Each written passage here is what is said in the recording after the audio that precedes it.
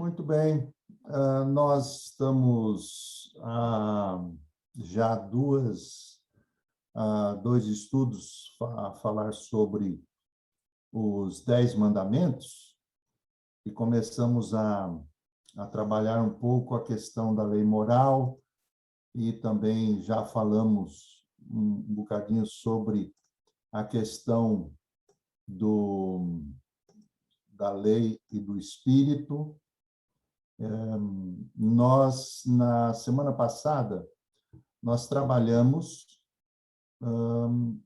o primeiro mandamento. Não chegamos a entrar no primeiro mandamento. O que nós trabalhamos semana passada foi em que se resumem os 10 mandamentos, né? Vimos que os 10 mandamentos, eles são uma série de mandamentos, mas que podem ser... Alguém saiu? Tá tudo bem, né? Acho que foi a Karen.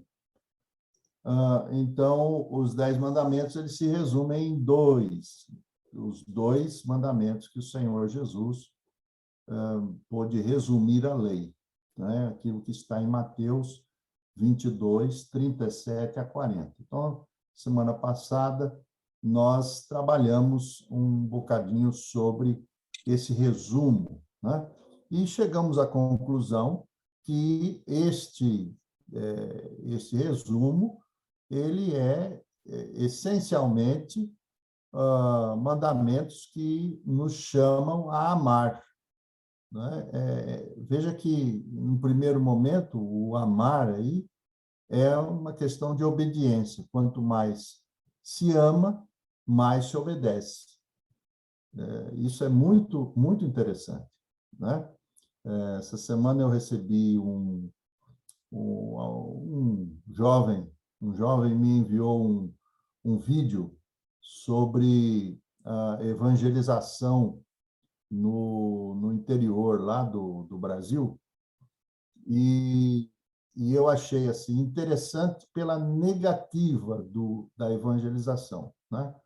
Um jovem se assenta do lado de um outro jovem e, como está quente o dia, o jovem pergunta: está quente, não é?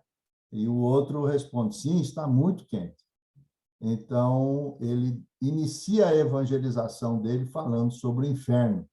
Ele diz assim: imagine o inferno, como está quente, né? E eu, analisando esse tipo de vídeo, eu vejo que a nossa maneira de evangelizar, ela é muito negativista e cheia de terror, né? Por exemplo, as pessoas, elas acabam aderindo, ou elas acabam se adaptando a uma fé cristã, porque nós desenhamos o inferno para as pessoas de tal maneira que é melhor elas escaparem do inferno e irem obedecer a Deus. Quando, na verdade, embora nós saibamos que o inferno é uma realidade eterna, não é esse o trabalho de Deus na vida do povo de Israel. Porque a essência dos mandamentos está fundamentada na questão do amar a Deus, amar ao Senhor de todo o nosso coração, de toda a nossa alma, de toda a nossa força e de todo o nosso entendimento. E, em segundo lugar, amar o semelhante como a nós mesmos, este segundo igual ao primeiro. Quer dizer, o Senhor nos dá uma visão positiva e não uma visão negativa. Então, eu queria introduzir esse tempo justamente colocando vocês aí a pensar um pouco sobre essa questão do estilo ou da abordagem, né? Não vamos falar de estilo, mas vamos falar da abordagem. Como é que nós estamos abordando as pessoas, ou como nós revelamos às pessoas a proposta, o projeto do reino de Deus, que é a eternidade. E o que eu tenho percebido é que um viés aí do movimento evangélico tem adaptado a sua evangelização no trabalho da questão da troca ou na questão da negociação, né? E isso é muito mal. Isso é muito mal porque Cristo, o nosso Senhor Jesus, ele não trabalhou com esse tipo de abordagem. E é muito grave porque nós estamos ensinando que as pessoas têm que correr do inferno e não apontando, em primeiro lugar, para o amor de Deus. Então, esse é um ponto que eu quero ressaltar e é muito sério que nós temos visto por aí. As pessoas estão evangelizando, né? Chamando as pessoas para correrem por medo do inferno. Damos as boas-vindas a Iracema, que está conosco também, que está lá em Vila Velha de Ródão. E hoje, então, continuamos. Só que hoje nós vamos pegar agora o primeiro mandamento, certo? O primeiro mandamento. O primeiro mandamento, na verdade, antes do primeiro mandamento, nós temos um prefácio. A pergunta 43, por exemplo, do catecismo de Westminster, fala justamente sobre um prefácio. Então, nós vamos ler aí, vamos abrir a Bíblia, em Êxodo, capítulo 20. Então, convido a todos para abrirem suas Bíblias em Êxodo 20, onde está primeiro registro dos 10 mandamentos. Capítulo 20, lemos aí o versículo 2, e esse é o prefácio, que nós chamamos de prefácio, né? Quer dizer, a introdução dos 10 mandamentos. Desculpa. A introdução dos 10 mandamentos. Assim nos diz. Bom, vou ler a partir do versículo 1. O versículo 1 nos diz assim: Deus pronunciou depois as seguintes palavras. A minha versão é a versão para todos, que é a versão portuguesa.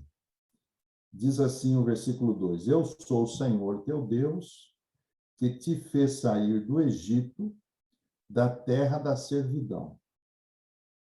Então, esse é vamos dizer, a introdução, o prefácio dos 10 mandamentos, né? E o que nós aprendemos com esse prefácio? O prefácio dos 10 mandamentos, ele nos ensina, e é justamente a pergunta número 44, o prefácio dos 10 mandamentos nos ensina que nós temos uma obrigação de guardar todos os mandamentos de Deus, por ser Ele o Senhor, nosso Deus e nosso Redentor. O que nós tiramos daí, né? Quando o Senhor chama Israel, o povo de Israel, e diz: Eu sou o Senhor teu Deus que te fez sair do Egito, da terra da escravidão. Eu quero primeiramente, mais uma vez, enfatizar a positividade dos mandamentos. Por quê? Porque quando o Senhor diz: Eu sou o Senhor teu Deus que te fez sair do Egito, essa ênfase nos chama a quê? Percebam aí um bocadinho a ênfase deste versículo, do versículo 2. O versículo 2 diz: Eu sou o Senhor teu Deus que te fez sair da escravidão do Egito. O que nós percebemos aí? Que Israel saiu de vontade própria, que Israel quis sair de vontade própria? Parece que não. Parece que não. Vamos, conjugado a esse texto, vamos voltar um bocadinho, uma página, capítulo 19 agora, de Êxodo, mesmo livro, Êxodo, e vou pedir a Raquel para ler o 19, versículo de número 3. Veja que esse momento do capítulo 19, do capítulo 20, eles estão ali na mesma situação, ali ao pé do Monte Sinai, ou do Monte Horebe, né? Como queiram. Horebe e Sinai são os mesmos montes. E diz assim, desculpa. E então, no capítulo 19, Deus vai fazer uma aliança com o povo de Israel antes de receber os mandamentos. Então, no versículo 3, perceba aí o que nos diz aí o versículo 3, 19, 3. E diz assim, Êxodo 19, versículo 3. Moisés subiu ao monte para se encontrar com Deus. O Senhor chamou do cimo do monte e disse: anuncia estas palavras aos descendentes de Jacó, aos israelitas. Versículo 4 agora. Viram bem aquilo que eu fiz aos egípcios e como vos trouxe até junto de mim, como sobre as asas de uma águia. Muito bem. Percebem aí a ênfase do que Deus fala a Israel. Ele diz, versículo 4 especialmente, ele diz: viram bem aquilo que eu fiz aos egípcios, como vos trouxe. Veja que é uma ação ativa de Deus e é uma ação passiva de Israel. Percebe aí? Como vos trouxe até junto de mim. Então, quem faz, o que fez a Israel é o próprio Deus. E então, o que nós detectamos aí nesta ênfase aí, tanto aqui no versículo 4, como no versículo 2 de Êxodo 20. Né? Eu sou o Senhor teu Deus que te fez sair do Egito. E existe uma palavrinha muito importante aí que nós encaixamos nesses dois versículos. O que vocês acham que seja essa palavra? Essa palavra tem 5 letras. 5 letrinhas. Jesus? Chegou perto. Senhor? Mas é o ato de Deus em realizar esse trazer para si a nós, que é chamado de graça. É graça. Percebem aí que o que Deus fez aí? Eu tirei vocês. Vocês não saíram. Fui eu que tirei. Fui eu que fiz vocês virem a mim, e isso significa graça.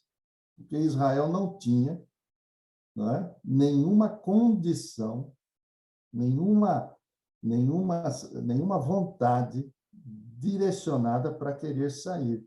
Até porque vocês se lembram como foi que ocorreu o chamado de Moisés? Moisés foi chamado por Deus para fazer isso, não é? E o chamado de Moisés foi fundamentado naquela proposta, naquele mandato de Deus, quando Deus disse: olha, Israel, você vai tirar o meu povo e eu vou realizar isso.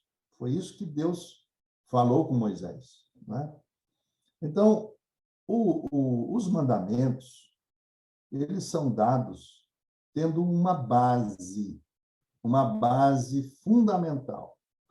Primeira base fundamental é que é Deus que propõe os mandamentos, mas ele sabe que nós somos imperfeitos. E tão imperfeitos que nós somos, que ele nos dá esses mandamentos como uma resposta da graça. Por que nós obedecemos? Por que nós somos levados a obedecer? E obedecer não é uma questão opcional. Percebe que os mandamentos que estão dados aqui são ordens. Isso não é opcional. Diz assim, se eu quiser, eu cultuo a Deus, ou então eu vou e não cultuo. Ou quando eu quiser, eu obedeço, honro meu pai e minha mãe. Quando eu não quiser, eu não faço isso, né? Quer dizer, mandamento é para se cumprir, mas a motivação que Israel deveria ter para cumprir é a graça. Porque Israel era um povo terrível. E puxando para nós agora, fazendo um link para nós, que nós somos vistos no Novo Testamento, os discípulos de Cristo são vistos como o novo Israel de Deus. Então, olhando para isso, nós somos chamados a obedecer por causa da graça. Por que você obedece? Por que você cumpre os 10 mandamentos? Não, eu cumpro os 10 mandamentos porque eu sou um pecador. E porque, mesmo sendo pecador, o Senhor não me abandonou.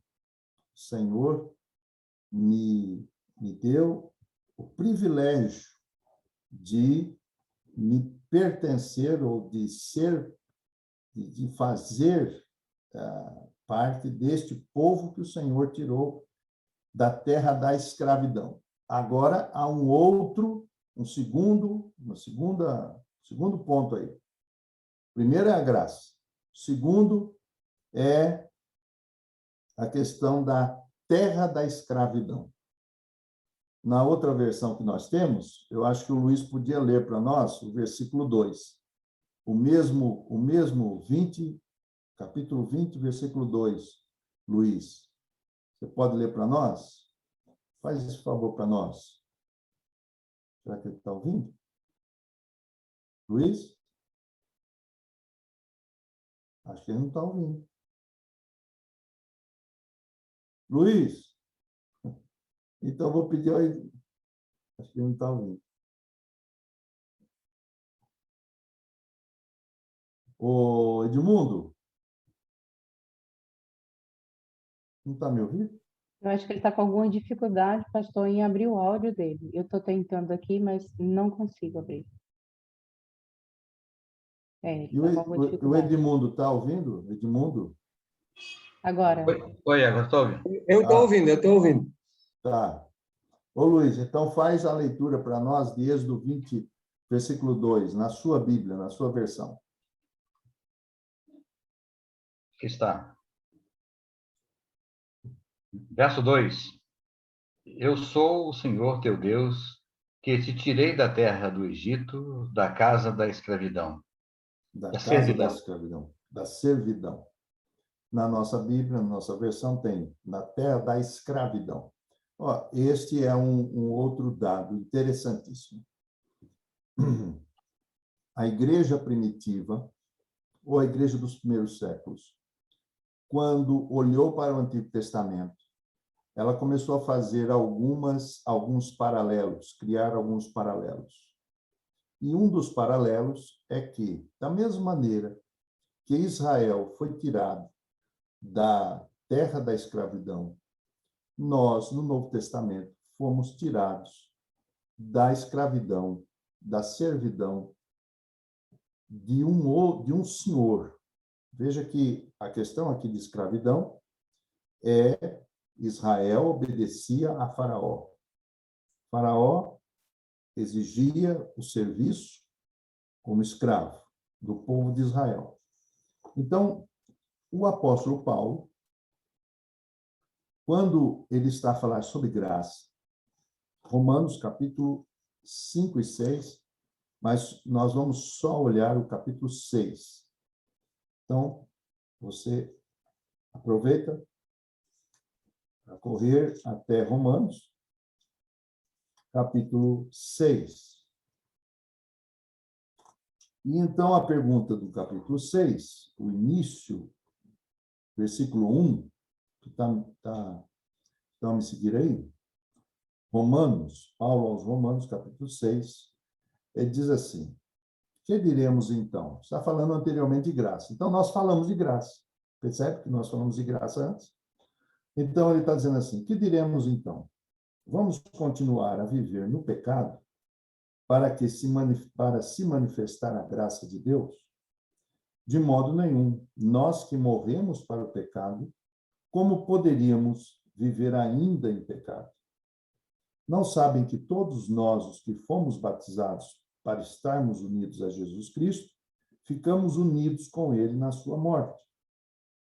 E então, o versículo de número 5 diz assim: se estamos unidos a ele por uma morte como a sua, também havemos de estar unidos a ele na passagem da morte para a vida.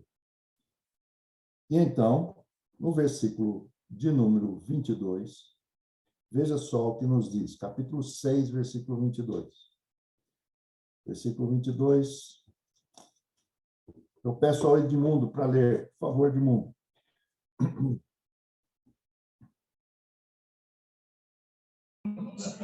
Edmundo, Sim, senhor. pode ler 6, 22? 6:22 de quem? De Romanos. Romanos 6:22. Veja lá. Sim, senhor, sim, senhor.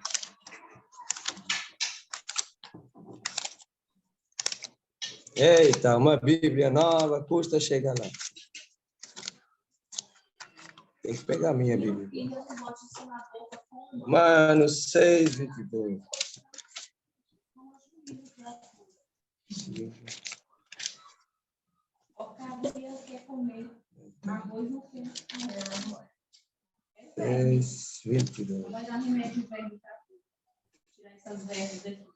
Ok?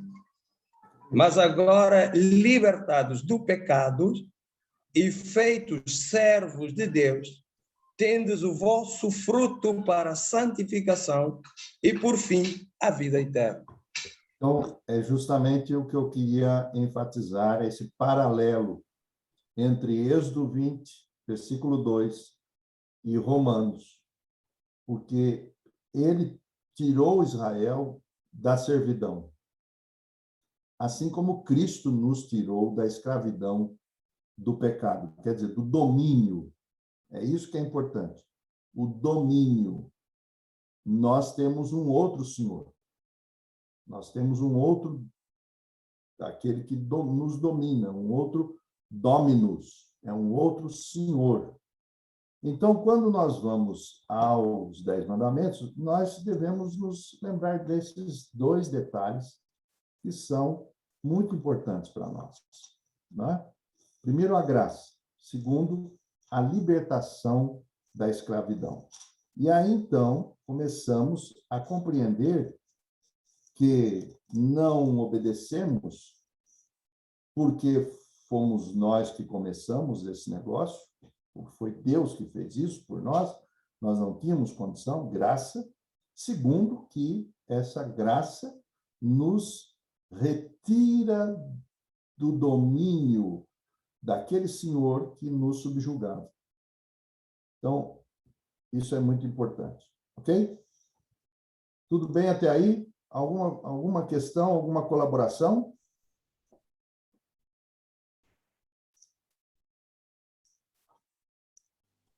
Tudo bem. Então, vamos em frente.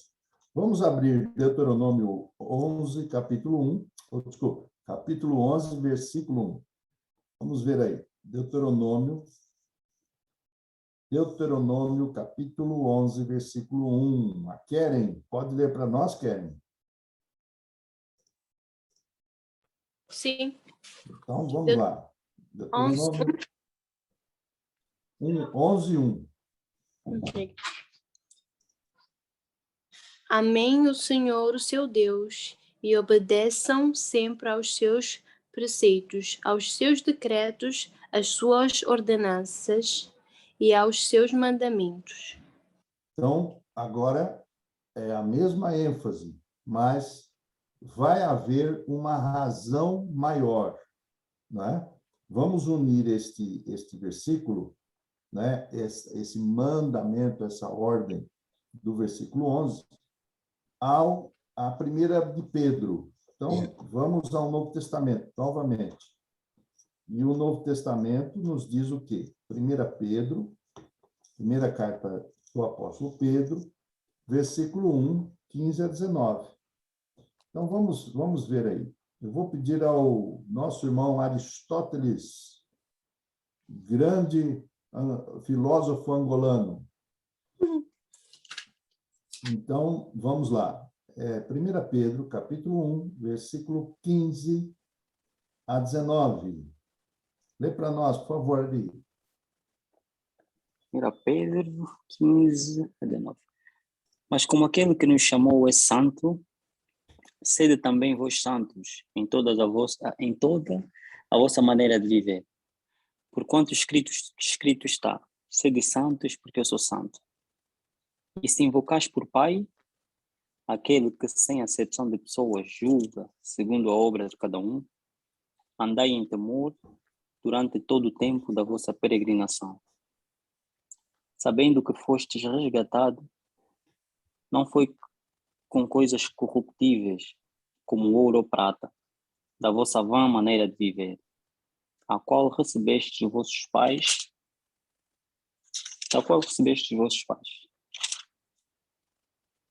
mas com o sangue precioso de Cristo, um cordeiro sem mancha e sem contaminação.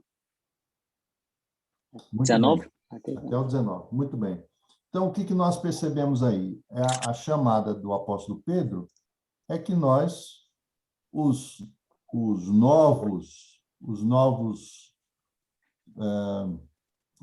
pertencentes ao povo de Deus, eles são chamados à santidade.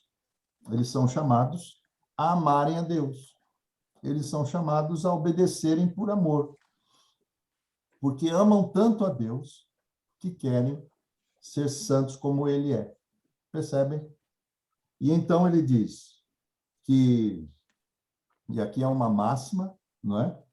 A máxima é sejam santos, porque eu sou santo, mas ao mesmo tempo, o versículo 17 diz assim, veja, se invocais como Pai, aquele que julga cada um conforme as obras, sem fazer distinção de pessoas, então tenham-lhe respeito enquanto vivem nesse mundo.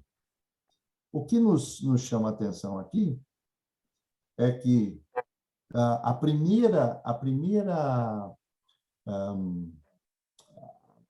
primeiro detalhe da obediência é o culto.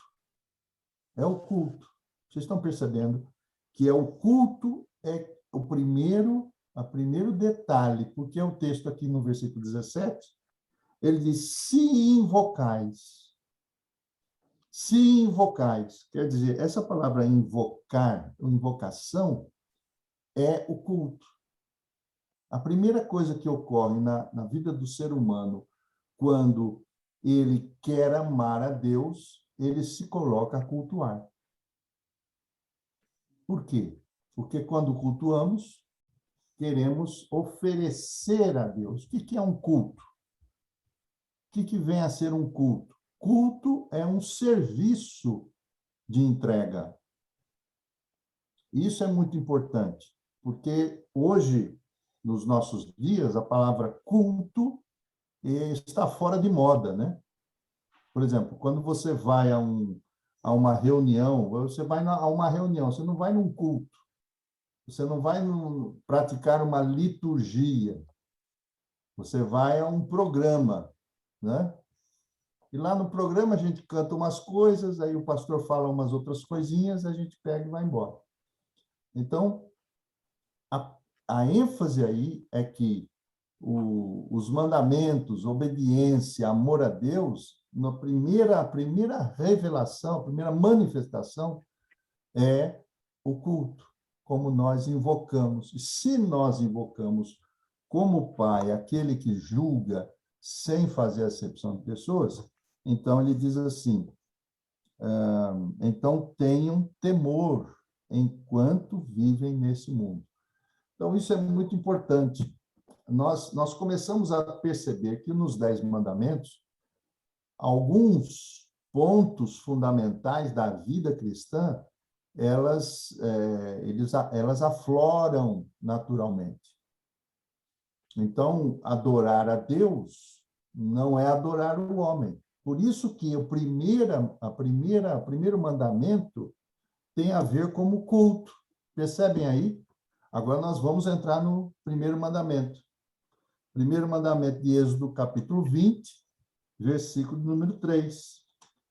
Em 20, versículo 3, nós identificamos a primeira manifestação de amor a Deus, que é, naturalmente, uma observação quanto ao mandamento de cultuar a Deus. Vocês percebem isso? Então, vamos lá. Versículo de número 3. Êxodo 20, versículo 3. O que nos diz o primeiro mandamento, então? Vamos lá. Quem é que pode ler para nós? Querem ler para nós? Eu acho que tem a Margarete também, né? A Keren está aí? Vamos Sim. ler? Uhum. O primeiro mandamento. Qual o primeiro mandamento? Não terás outros deuses além de mim. Muito bem. Primeiro grande mandamento, primeiro mandamento dos 10 mandamentos é: não terás outros deuses diante de mim. Então, o que o mandamento quer dizer com isso? Né? Vamos perceber aí outros textos. Vamos, junto a esse texto de Êxodo 20, versículo 3, vamos juntar, por exemplo, primeiro Crônicas. Vamos a primeiro Crônicas aí. Primeiro livro das Crônicas, capítulo de número 28.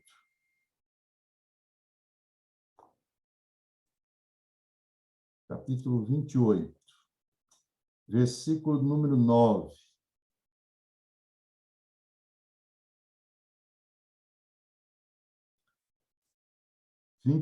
Versículo 9. Raquel, pode ler para nós, por favor. Sim. E diz, 1 Crônicas, capítulo 28, versículo 9. E tu, Salomão, meu filho, não renegues o Deus de teu pai e serve-o com todo o teu coração e a tua alma, porque o Senhor vai até ao fundo do coração e distingue as intenções e pensamentos. Se o procurares, se o procurares, ele deixa-se encontrar por ti, mas se o abandonares, ele rejeita-te para sempre. Olha só que coisa impressionante foi o que, naturalmente, foi dado esse mandamento a Salomão, o rei Salomão, que ele não renegasse o Deus do seu pai Davi, o Deus Yahvé,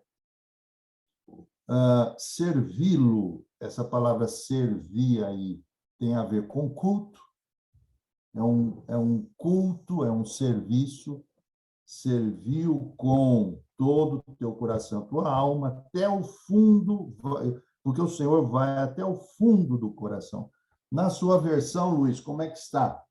Lê para nós aí esse versículo aí. Veja que coisa impressionante, quando ele diz assim: não terás outros deuses diante de mim, ou além de mim. A primeira Crônicas 8, 9. 28. 28, 9. Isso.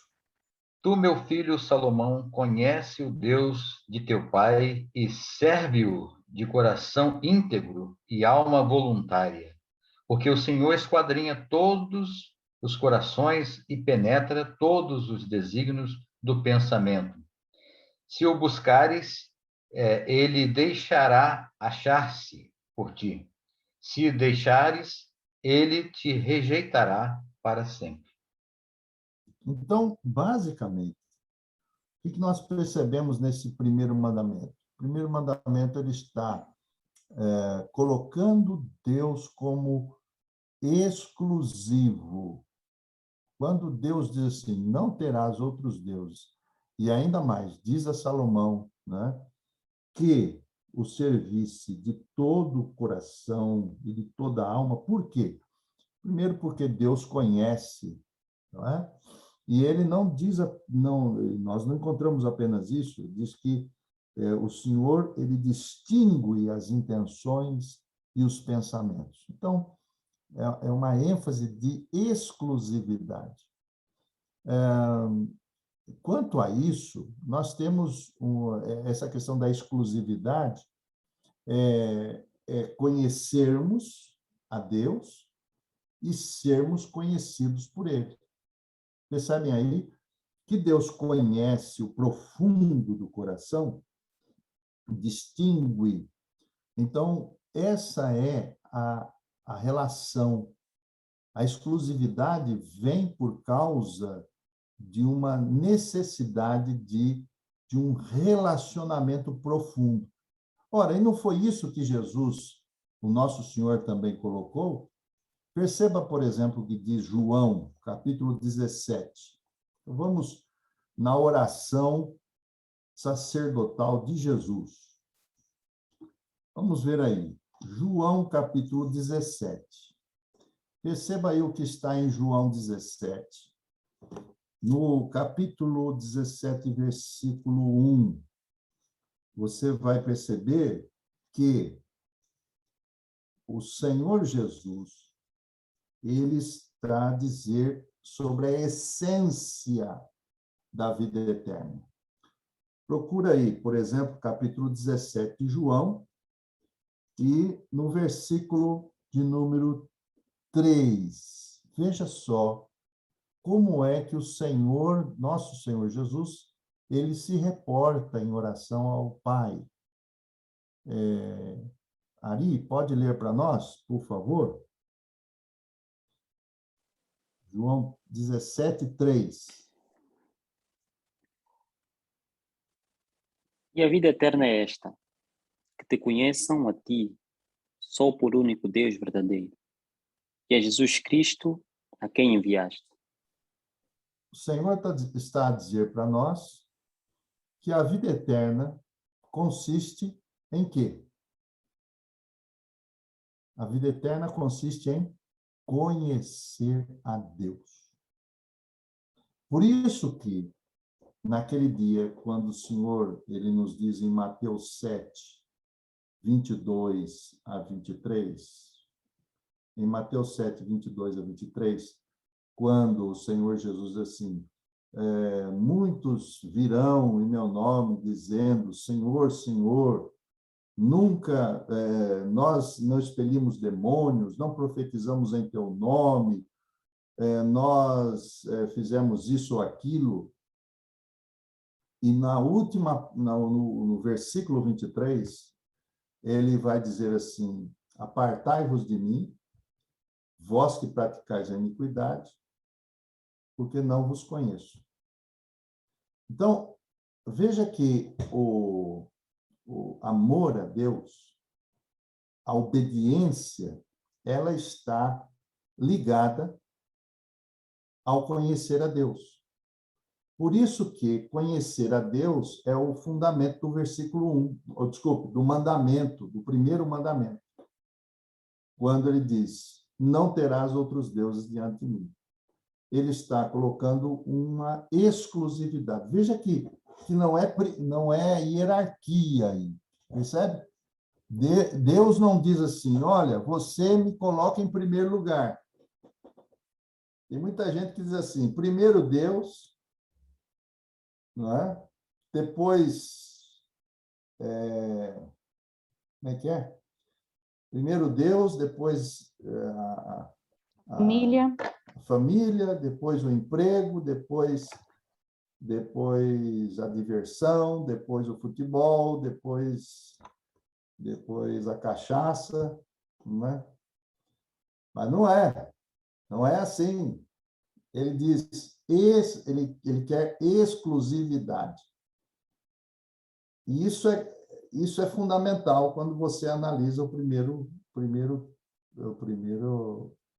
mandamento aí, né? Parece que a Keren levantou a mãozinha.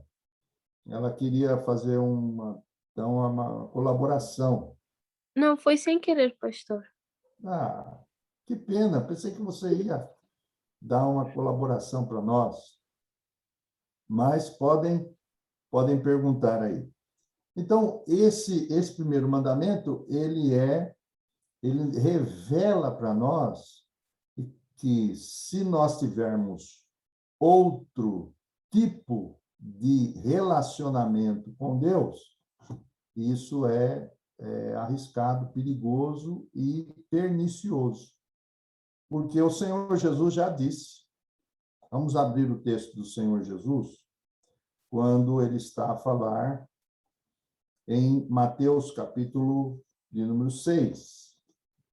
Mateus, capítulo 6. Me parece que nós lemos semana passada sobre o mesmo texto, mas sempre é bom revisar.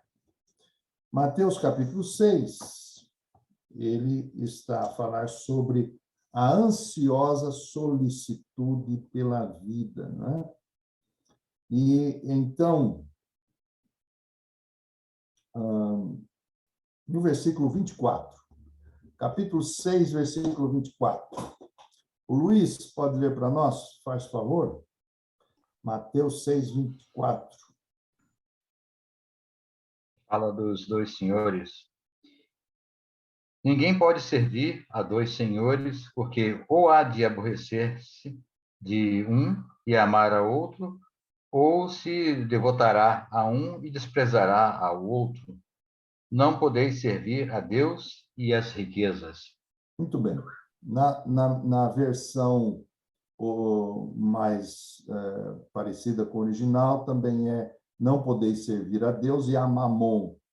E Mamon era o deus cultuado pelos ricos. E na outra versão diz, não podeis servir a Deus e ao dinheiro. Mas o que nós queremos chamar a atenção aqui é a respeito de exclusividade. Quando Jesus está a falar sobre servi-lo, amá-lo, ele está falando sobre exclusividade. Agora, vamos voltar para Êxodo 20. Em Êxodo 20, o texto nos traz: não terás outros deuses diante de mim. Fala sobre deuses.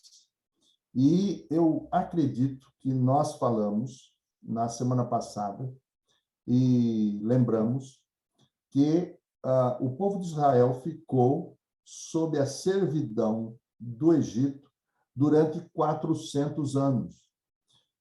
Pois durante 4 séculos, o povo de Israel ficou sendo influenciado pela cultura, pela política e pela religião do Egito. Então, com toda certeza, quando o povo de Israel saiu do Egito, eles não saíram puros, eles não saíram, não, de jeito nenhum.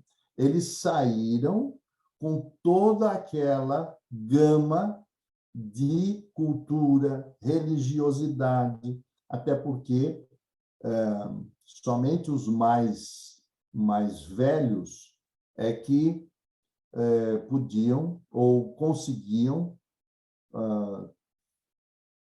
vamos dizer assim, transmitir os ensinamentos e transmitir as histórias, as narrativas que eram lá do passado de Abraão, de Isaac, de Jacó.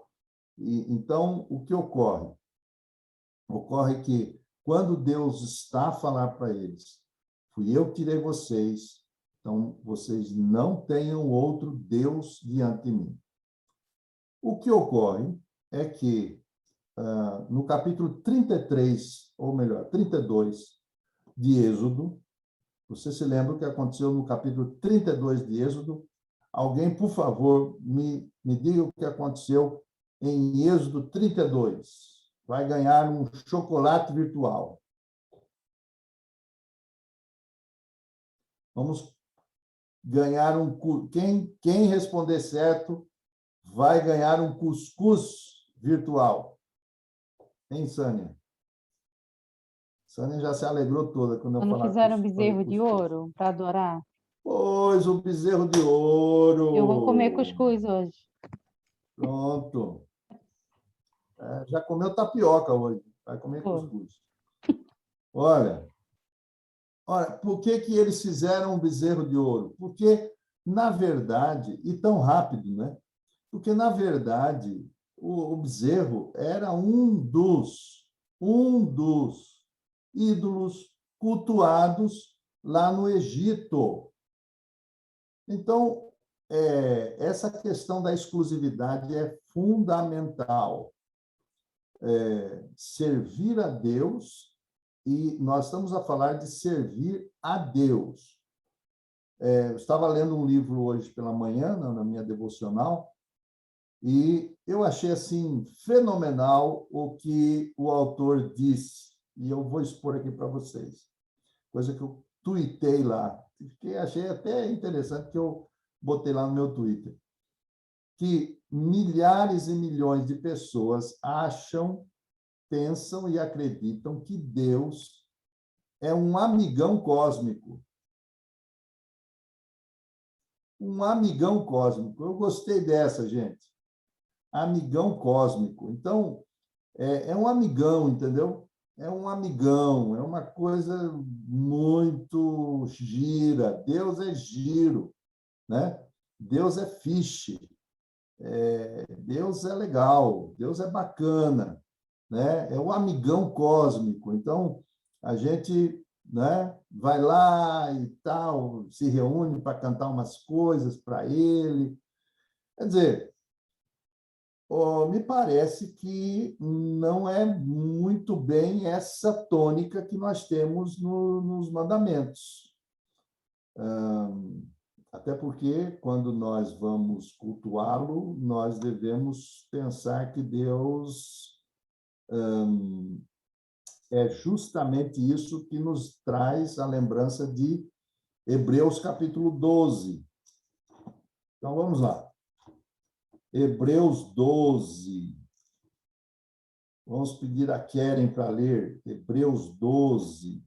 Keren, abra sua Bíblia em Hebreus 12, versículo 29.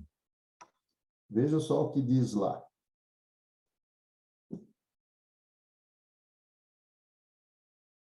Keren, tá aqui, ouviu a gente? Sim, senhor. Dá Hebreus. Dá até para decorar esse versículo, hein? Uhum. Pode ler. Pois o nosso Deus é fogo consumidor. Muito bem. Vocês sabem o que aconteceu quando Moisés subiu ao Monte Sinai para ele receber as tábuas da lei?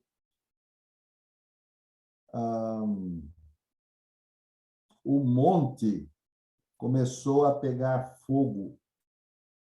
É aquela situação do vulcão que está acontecendo. Nós sabemos da necessidade do Luiz. Eu acho que o Luiz quer falar sobre isso, né, Luiz? Pode falar. Tá bom, irmão. Eu tenho um compromisso agora, eu precisava me ausentar, mas uma alegria ver os irmãos aí. Deus abençoe aí os estudos. Obrigada, Luiz. Até para a Joia, semana. Luiz. Obrigado Fica também. com Deus. Deus te Deus abençoe abençoe. você aí, viu? Grande abraço. Abraço a todos. Então, o que acontece? Quando Moisés sobe ao Monte Sinai, o Monte Sinai começa a tremer, a cuspir fogo, a tal ponto de que o mandamento era que se um animal chegasse perto do monte, podia morrer, que ninguém chegasse perto, porque Deus é fogo consumidor. A maneira como nós tratamos a Deus, e quando ele diz assim, não terás outros deuses diante de mim, ele está querendo colocar-se como exclusivo, como Deus. Ou melhor, ele está querendo colocar a nós que nós nós não podemos nos relacionar com ele como nós nos relacionamos com qualquer pessoa. É interessante como nós temos percebido nesses últimos dias que Deus realmente é, como eu disse, é o amigão cósmico aí da turma. Então, qualquer um fala com Deus, bate um papo, né? A gente bate um papo aqui com Deus, qualquer momento a gente faz qualquer coisa aí, ele se agrada. Me parece que não é bem assim. Me parece que uma coisa é fundamental. Ele é amigo do homem, mas ele também é o Deus Todo-Poderoso. Note, por exemplo, no capítulo 12, no texto de Hebreus aí, no capítulo 12, veja só, a partir do versículo 18, veja lá. Note aí o que diz o 12, 18 em diante, até o versículo de número 21, 18 a 21. O Ari, pode ler para nós, Hebreus 12, 18 a 21. Faz favor. Porque não chegastes ao monte palpável, aceso em fogo, e a escuridão, e as trevas e a tempestade, e ao sonido da trombeta, e a voz das palavras, a qual os que a ouviram pediram que se lhes não falasse mais, porque não podiam suportar o que se lhes mandava. Se até um animal tocar o monte, será apedrejado ou passado com um dardo. E tão terrível era a visão que Moisés disse: estou todo assombrado e tremendo. Ora bem, Moisés diz, eu estou aqui cheio de medo. Deus é um fogo consumidor. E, nesse caso, nós devemos ter todo o discernimento para podermos nos relacionar com ele. Reverência. A reverência, sim, reverência. Solenidade, reverência, né? Eu vou dizer a vocês, assim, com muita tristeza, né? É muito complicado hoje nós termos cristãos que eles não têm tempo para orar. E quando tem tempo para orar, parece que o tempo ele tem que ser feito, aquele momento de oração tem que ser muito bem feito às pressas, né? Por exemplo, eu tinha um presbítero, quando eu comecei o meu ministério lá no interior de São Paulo, eu tinha um presbítero que dizia para mim, pastor, o senhor cuide do tempo do culto, porque eu vou ficar na primeira fila e depois que passar de 1 hora o culto, eu vou fazer assim para o senhor, mostrar o meu relógio para o senhor terminar o culto, porque as pessoas têm horário. Eu nem sei se esse homem chegou no final da vida feliz com Deus.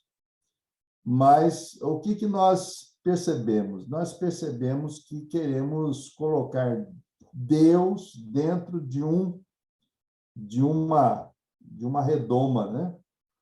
Dentro de um quadrado. E nós, quando vamos adorar a Ele, nós colocamos Ele assim no cantinho e dizemos, olha, fica aí que nós vamos fazer o que nós queremos aqui, né? É muito triste perceber que igrejas inteiras se movem por isso, né? Ou, do outro lado, nós temos o outro extremo, né? Quando o servir a Deus, o amar a Deus, ele é recheado de de um histerismo coletivo, né? As pessoas começam a dizer que estão adorando a Deus, elas entram num êxtase, né? E por que não, né? Num êxtase emocional, num êxtase, e eles estão ali a dizer que estão cheios de Deus, né? É muito triste ver isso, porque me parece que essa ênfase do não terás outros deuses, nós temos inúmeros deuses. E esses deuses afloram quando nós estamos a cultuá-lo, né? Temos o Deus, não é só o Deus do dinheiro, temos o Deus do tempo, Deus do trabalho, o Deus do estudo. Então, nós começamos a estudar e dizemos assim, não tenho mais tempo para Deus, agora é só o estudo, né? Eu não tenho mais tempo a não ser fazer tudo aquilo que eu quero fazer. Essa ênfase, meus irmãos, veja, a ênfase do primeiro mandamento. Não terás outros deuses diante de mim. Então, eu queria deixar esse primeiro texto, esse primeiro mandamento, para nós hoje, ficarmos por aqui e fazermos uma aplicação desse texto. E essa aplicação, nós já demos algumas coisas aqui, né? Por exemplo, nós dizemos que nós somos o povo da Bíblia, né? O povo do livro. Só que há um problema. Nós achamos que o livro é o que resolve a vida da gente, né? Então, tem o livro, então nós vamos segui-lo, no sentido de obedecer o livro. E acabamos esquecendo que o que está por trás do livro é o que é importante. Não é? O que está por trás do livro? O que está entre as linhas do livro?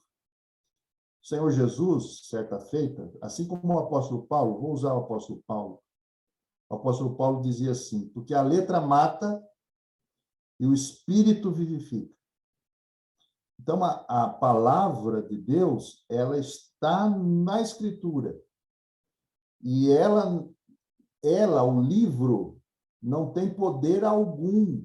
O livro não tem poder algum, a não ser que o Espírito Santo use esse livro, como quer usar. Nós dizemos assim, essas palavras foram inspiradas, sim, mas isso não resolve a tal ponto de o Espírito Santo iluminar estas palavras e incutir em nosso coração. Então, é muito grave quando nós damos uma ênfase, super ênfase no livro e não damos a ênfase à palavra de Deus. Porque maior que o livro é o próprio Cristo, que é a mensagem viva.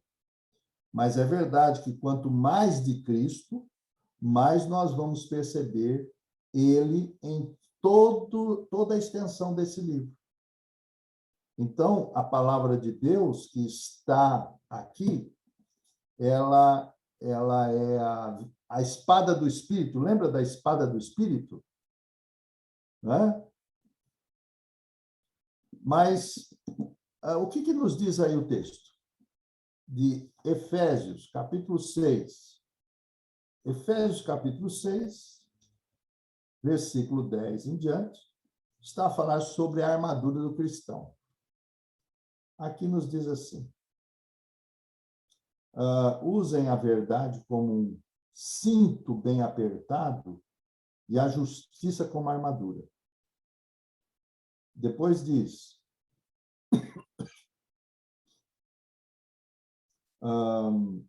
que a salvação vos sirva de capacete e combatam com a espada do Espírito, que é a palavra de Deus. Então, esse é um detalhe muito interessante. Porque diz que a espada, que a palavra de Deus é a espada do Espírito, quando ela é usada como espada do Espírito. Porque, por exemplo, os adventistas, os testemunhas de Jeová, as seitas evangélicas, elas usam a Bíblia. E, quando usam a Bíblia, ela não é espada do Espírito. Quando usam a Bíblia de modo para a glória que eles têm, que eles querem ter. Né? Então, são os deuses da nossa época. E é esse o primeiro mandamento. Eu não sei se há uns 3 segundos aí, para quem não teve oportunidade de falar, para a gente ir finalizando o nosso tempo. 3 segundos, Edmundo. 3 segundos, Sânia. Aristóteles, Keren, Margarete, Raquel. Pastor, graça e paz. Amém. Bom, é interessante, apesar de que eu não peguei bem o início, mas é interessante essa história de nós termos um relacionamento aberto com Deus, sim. Ele é o nosso Pai, sim. Deus, Jesus, o seu Filho, nos ensinou a orar o Pai Nosso, né? Nosso, Pai Nosso. Mas realmente falta ainda muita reverência à santidade de Deus. E muitas vezes as pessoas usam muito o nome de Deus, elas falam, no nosso meio mesmo, elas falam assim, Deus me diz, Deus falou comigo sobre você, Deus me revelou isso a seu respeito. E é Deus, e Deus, e Deus, e Deus. Nós precisamos ter muito cuidado com essa particularidade de que Deus me disse, de que Deus me falou. Eu acredito que Deus fala sim, Deus fala comigo, sim, mas essa proximidade de falta de reverência, isso é muito sério. Para nós crentes, é muito sério. Então, eu fico com essa dica também no meu coração. Esse temor elevado de quem Deus é, esse respeito pela santidade de Deus, isso é importante. Muito boa lembrança, muito bom, muito bom. Isso é muito sério. Muito bem, obrigado. E o Edmundo, 3 segundos.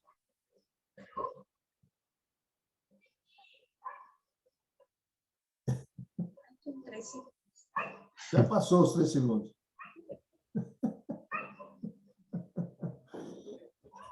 Não tem problema, pode depois lembrar, se quiser, ou não, tanto faz. Fique à vontade. Ari, 3 segundos para o Ari.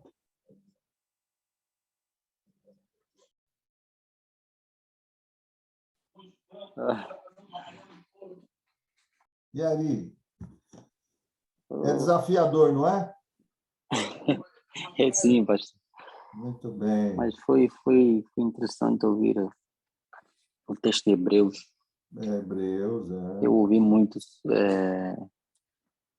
lá em Êxodo, né?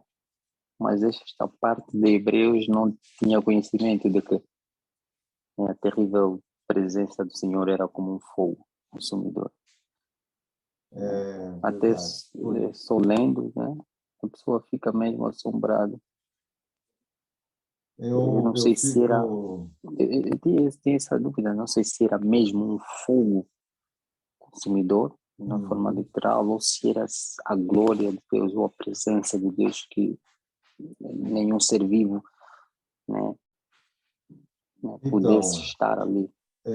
Naturalmente, a questão do fogo realmente era não, ali o texto, uma das maneiras de interpretar ali o texto é quando o texto é histórico e literal, você deve respeitar o texto. Então, quando se diz ali fogo, é fogo. Se o texto tivesse uma tendência simbólica, como, por exemplo, no Apocalipse você tem fogo, mas de uma maneira simbólica. Ou, por exemplo, as línguas como de fogo. Então, há uma maneira de você interpretar. E o texto deve ser respeitado nesse sentido, que ali é uma narrativa e ali é uma história. Então, nós não podemos tornar símbolo aquilo que é literal, não é? Então, com toda certeza, era fogo mesmo, não é? Fogo que consome. Muito bem, Margarete. Olha a Margarete aí. Está quietinha. Margarete, será que ela está aí? Ou a Keren? Keren, 3 segundos para Keren. Tô. Ô, Margarete. E aí, tudo bem?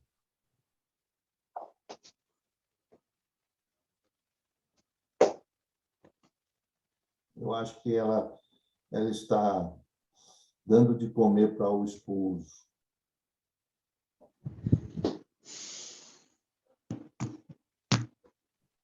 Então, Keren, ajuda a Margarete. Não, eu? Oh, É a Margarete. É a Margarete. Você não é a sim, Margarete? sim. E Até aí, pouco tempo, né? 3 segundos daquilo que chamou sua atenção aí.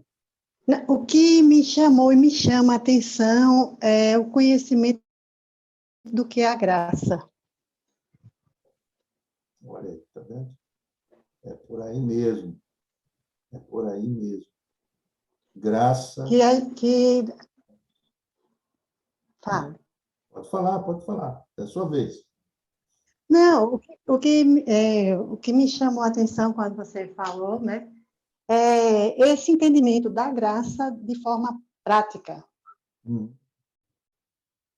Pois. que muitas vezes ela é confundida e eu acho que termina talvez essa confusão quebra o entendimento da palavra. Não sei se eu consegui expressar bem. É isso mesmo.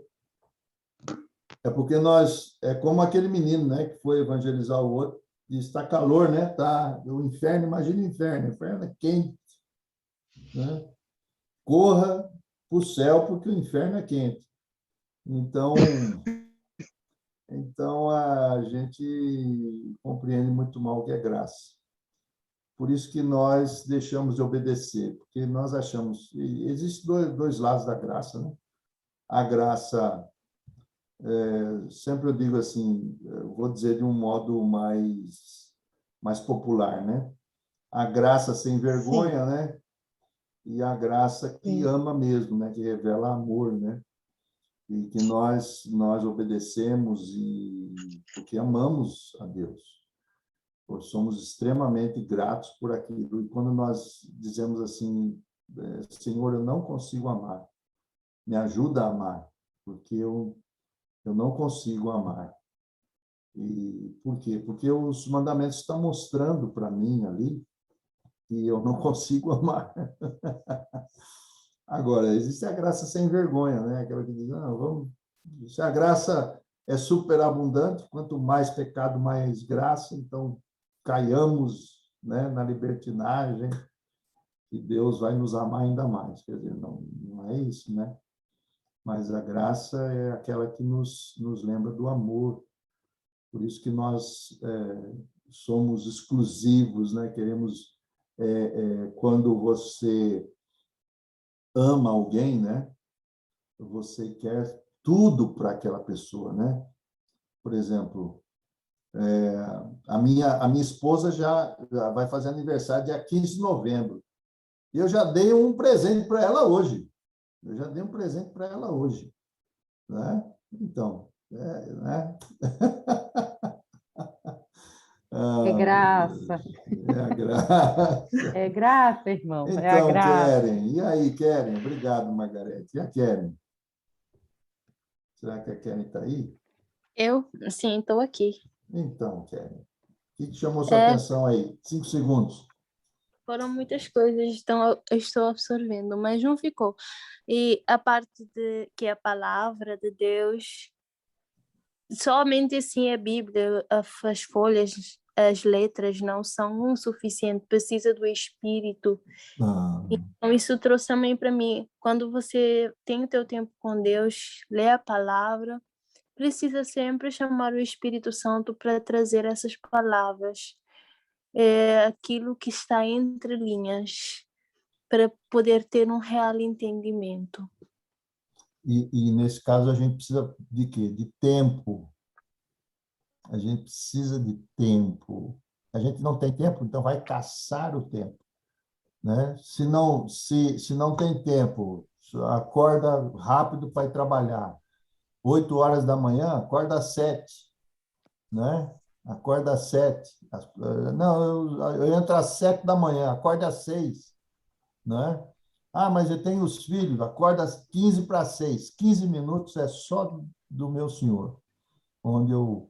É claro que durante você é chamado a orar sem cessar, sem dúvida alguma, mas existe aquele momento especial que você pode dizer assim, olha, ninguém está atrapalhando. É a mesma coisa de um namoro, né? Eu sei que a Karen nunca namorou ainda, mas quando você ama a pessoa, você quer ficar agarradinho nela, ouvindo ela, falando com ela, não é? É claro que é uma versão grotesca da nossa relação com Deus. O que eu quero chamar a atenção é a questão do tempo, da dedicação, né? Mas é isso aí, Kelly. É esse o grande desafio para nós. Porque quanto mais nós amamos a Deus, mais nós fazemos para o mundo, para as pessoas. Você quer ver, por exemplo, uma pessoa que realmente ama a Deus, você vai ver o quanto ela está fazendo pelas pessoas. Essa é a grande equação do amar a Deus e amar o próximo. Por isso que as pessoas que mais se doaram pelas pessoas foram aquelas que mais amaram a Deus. Quanto mais eu amo a Deus, mais eu me dou pelas pessoas. Quanto menos eu amo a Deus, menos eu faço pelas pessoas. Por isso que a igreja ela está passando por essa crise. Por quê? Porque todo mundo fala de Deus, como a Sânia disse, né? Todo mundo fala de Deus, todo mundo canta para Deus, todo mundo... Só que quanto... Vocês acreditam? Eu vou dar um dado aqui para vocês. De todos os recursos que a igreja tem, a igreja mundial, que a igreja tem, de todos os recursos financeiros, dinheiro, todos os recursos, 100%, 1% é destinado a povos não alcançados.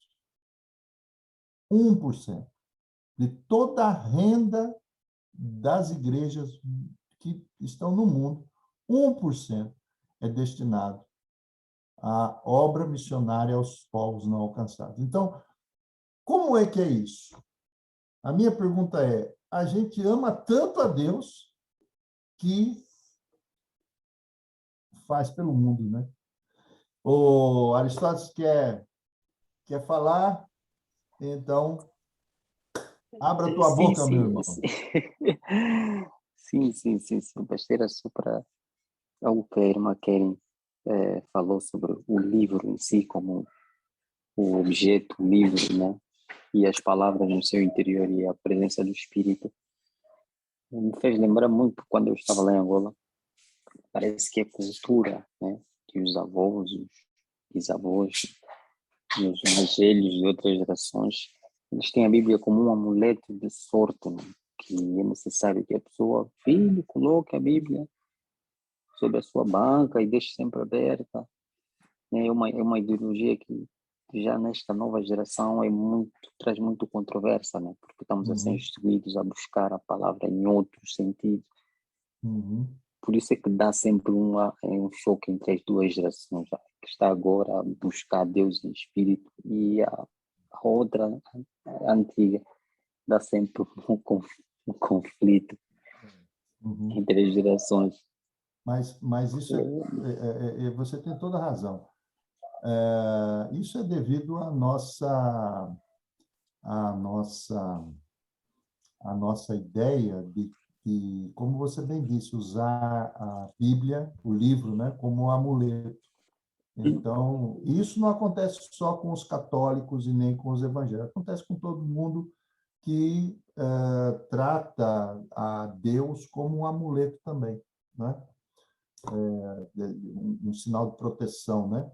Que é o totem, né? O totem, aquele bicho que fica na frente da casa, né? Aquela coisa feia. Lá no Brasil a gente tem muito disso, né? Que é chamado de carranca. Então as pessoas colocam a carranca na frente da casa para proteger do mal, né? E tem muita gente que usa o livro para proteger do mal também, né? Isso é interessante. Muito bem, gente. Pastor Edmundo vai terminar com uma oração. Pode orar, meu irmão? Posso, sim, senhor. Por que não? Então, ore para nós. Agradecemos a Deus pela vida de vocês e vamos continuar firmes. Deus, em nome do Senhor Jesus, Pai. Aleluia. Em nome do Senhor Jesus, Pai, nós queremos agradecer pela oportunidade que o Senhor nos concedeu de estarmos aqui reunidos, aprendendo mais da Tua Palavra. Obrigado, Santo Espírito, porque é o Senhor que está conosco todos os dias até a consumação dos séculos, para nos ajudar a encontrar a palavra rema, que está exatamente ali e que vem para transformar as nossas vidas. Abençoe todos os irmãos que assistiram, Senhor. Visita cada um na sua casa, nas suas necessidades, naquilo que precisam, ó Deus, continua abençoando cada um. E nos ajuda, Senhor. Seja conosco até a próxima semana e que a Tua graça continue conosco em nome de Jesus. Amém. Amém. Amém. Obrigado, Edmundo, Sânia, Margarete, Keren. Boa semana para todos. Força. Deus abençoe vocês. Firme. E até a semana que vem, se Deus quiser. Deus quiser. Amém. A paz seja com vocês. Uma boa semana para Abracinho vocês. em todos. Abraço. Tchau, Ari. Tchau, tchau. Tchau, Na irmão. paz. Um abração.